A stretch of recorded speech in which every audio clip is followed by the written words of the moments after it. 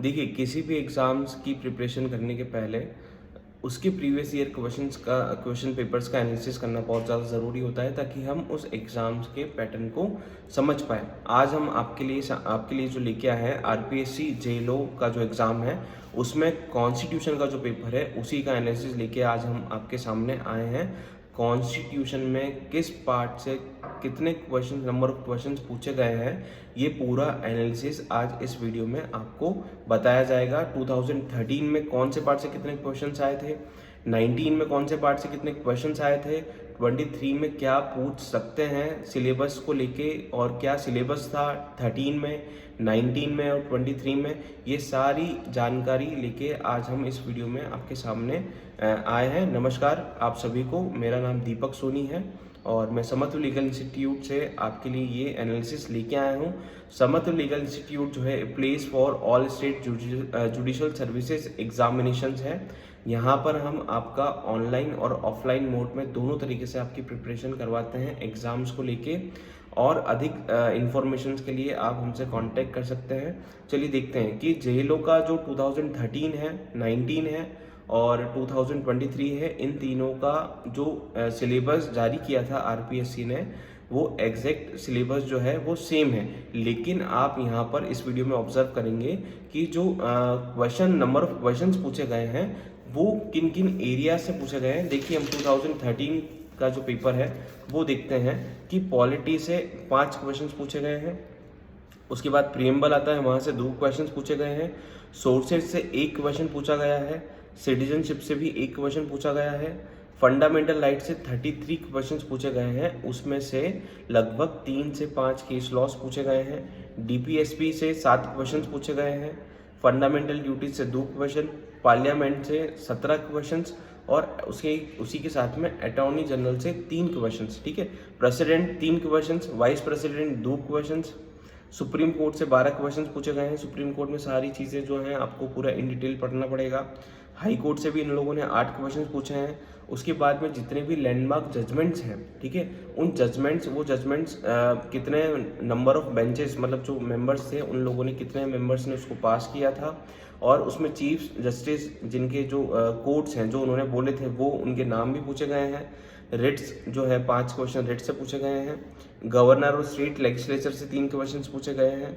Relation between union और state से 3 question पूछे गए हैं। कमीशन से भी क्वेश्चंस पूछे गए हैं 338 और 338A से। ठीक है, आपको कॉन्स्टिट्यूशन के अंदर जितने भी कमीशंस हैं सारे के सारे आपको पढ़ना पड़ेंगे, क्योंकि उनसे रिलेटेड कहीं ना कहीं क्वेश्चन आपको देखने को मिलेंगे। उसके बाद में ट्राइब्यूनल से भी पूछा गया है। फाइनेंस कमीशन से भी यहाँ पर क्वेश्चंस पूछा गया है 280 से। उसके बाद पंचायत से भी यहाँ पर क्वेश्चंस पूछे गए हैं, और एक नहीं ऑलमोस्ट 3 से 4 क्वेश्चंस यहाँ पर पंचायत से कंपोजिशंस हो गया है ना, और उसके मेंबर्स वगैरह को, इनसे रिलेटेड जो है 3 से 4 क्वेश्चन पंचायत के पूछे गए हैं।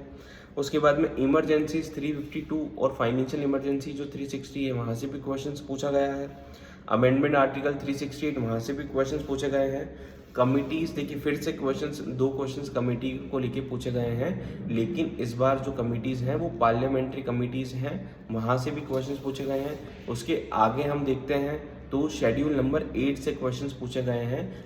ऑफिशियल लैंग्वेज वाला जो शेड्यूल है वहाँ से भी पूछे गए हैं कि कौन सी लैंग्वेज जो है वो कब ऐड की गई थी, और उसी के साथ साथ में आर्टिकल 343 से और 351 तक जो है वहाँ से भी क्वेश्चन आपको इसके साथ में रीड विथ करके और देखने हैं, क्योंकि वहाँ से भी क्वेश्चन पूछे गए हैं।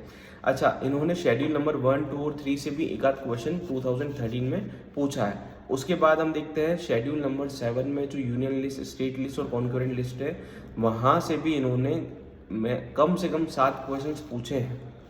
ठीक है, कि कौन सा सब्जेक्ट मैटर है वो किस लिस्ट में आएगा। ठीक है, कौन सा यूनियन जो है कौन सब्जेक्ट मैटर पे यूनियन लॉ बना सकता है, स्टेट है ना, तो अलग अलग सब्जेक्ट के हिसाब से इन्होंने क्वेश्चन पूछे हैं लिस्ट के अंदर। उसके बाद में शेड्यूल 9 और शेड्यूल 10 से भी क्वेश्चन आया है 2013 के अंदर। उसके बाद में आप अमेंडमेंट देखेंगे, 42nd अमेंडमेंट, 44th अमेंडमेंट, ठीक है, और 86th अमेंडमेंट, 24th अमेंडमेंट, यहाँ से भी इन लोगों ने क्वेश्चंस पूछे हैं।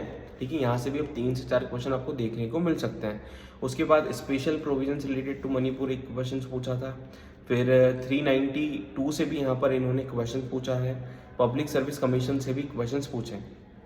ठीक है। तो 2013 का जो पेपर है सिलेबस के अकॉर्डिंग इन्होंने क्वेश्चंस नहीं पूछे हैं। 2013 में ओवरऑल कॉन्स्टिट्यूशन पूछा गया है, पूरे के पूरे कॉन्स्टिट्यूशन से इन्होंने कहीं ना कहीं क्वेश्चंस दिए हैं। देखिए अब उसके बाद जो 2019 का पेपर था तो 2013 में और 19 में चेंजेस देखने को मिलेंगे। 2019 में इन्होंने कहीं ना कहीं कोशिश करी है कि सिलेबस के आसपास रहे, लेकिन फिर भी सिलेबस के आसपास नहीं है। सिलेबस मतलब ओवरऑल कॉन्स्टिट्यूशन से इन्होंने क्वेश्चंस पूछे हैं। 2019 में देखते हैं सोर्सेज से 13 क्वेश्चंस आए हैं, पॉलिटी से 7 क्वेश्चंस आए हैं। अच्छा जो जो पार्ट्स हैं कॉन्स्टिट्यूशन के, जो पार्ट जहाँ से लिया गया है वो ईच पार्ट आपको उसके सोर्सेज प्रॉपर लर्न करने हैं, क्योंकि क्वेश्चंस आपको देखने को मिलेंगे।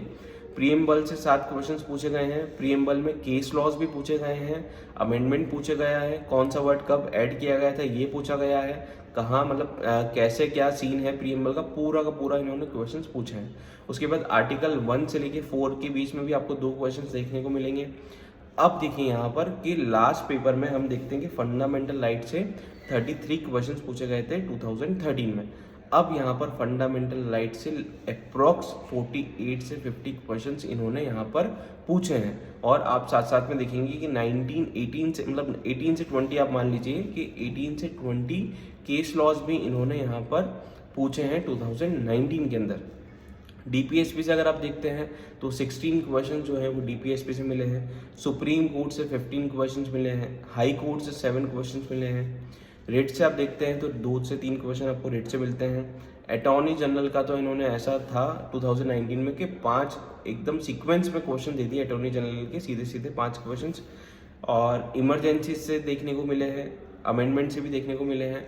तो ये देखिए दोनों ईयर का 2013 और 2019 का हमने जो सिलेबस है वो दो मतलब जो पैटर्न है एग्जाम्स का वो एनालिसिस किया है। आप ये बिल्कुल प्रिडिक्शन नहीं कर पा रहे हैं कि ये सिलेबस जो इन्होंने दिया है वहाँ से पूछ रहे हैं कि ओवरऑल कॉन्स्टिट्यूशन से क्वेश्चन पूछ रहे हैं। ठीक है, तो इस चीज़ के लिए देखिए जेएलओ का एग्ज़ाम 2013 में हुआ है, अब 19 में हुआ था और अब 23 में हो रहा है। 23 के बाद में अब ये एग्ज़ाम कब आपको देखने को मिलेगा इस चीज़ को लेके हम बिल्कुल श्योरिटी नहीं दे सकते, कोई भी नहीं बता पाएगा। तो इसी एग्ज़ाम में हम कोशिश करेंगे कि हम अपना सिलेक्शन लें। तो उस चीज़ के लिए आपको ये प्रिपेयर करना पड़ेगा आप मेंटली अपने आप को कि लगभग कहीं ना कहीं ये ओवरऑल कॉन्स्टिट्यूशन से क्वेश्चन आ सकते हैं, क्योंकि 150 मार्क्स का क्वेश्चन पेपर है कॉन्स्टिट्यूशन का, है ना, इंडिविजुअल पेपर है।